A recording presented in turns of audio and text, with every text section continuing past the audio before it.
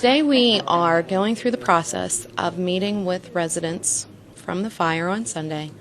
We're talking to them about what it is that they lost and determining what type of financial assistance that we can provide on a case-by-case basis for them to begin replacing some of those lost items. Up until this point, this is the first opportunity that we've had to meet with the clients. We were trying to be located on campus, so it was more convenient for them to access our services, but we were having some challenges doing that. So this is the first time that we've had an outreach center. We had talked to a couple of them via the telephone towards the middle to the end of this past week. Right now we're going through and we're talking to them about clothing, winter clothing. We're talking about medication, medical equipment, and additional unmet needs that they may have that they're not thinking about at this point in time. The American Red Cross assistance is standardized across the country. So what we do is through our intake process, we try to determine where their needs are and where they fit into our standardized system.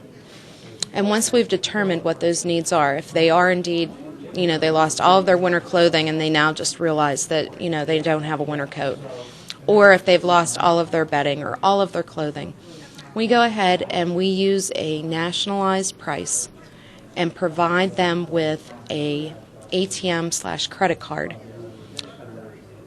used exclusively for them, secured by a password that they've chosen. We load that dollar amount into it, and then they can use it to purchase what it is that they want to have. We would hope that we'll be able to make contact with them. We're using every available media outlet. We realize that word of mouth is probably the most effective source of reaching these individuals.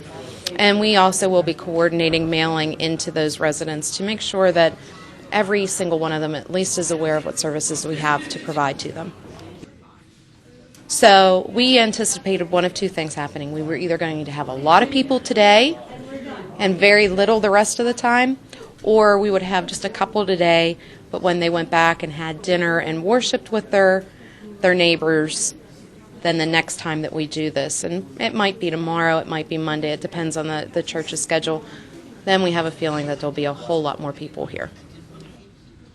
We have partnerships with probably 4 or 5 different Butler County churches, and they make us quilts and lap robes so that we can give to disaster clients. So we just brought the inventory of the lap robes up, and then as we provide the financial assistance, they grab a lap robe on their way out. It's just another gift from the Butler County community to help them out.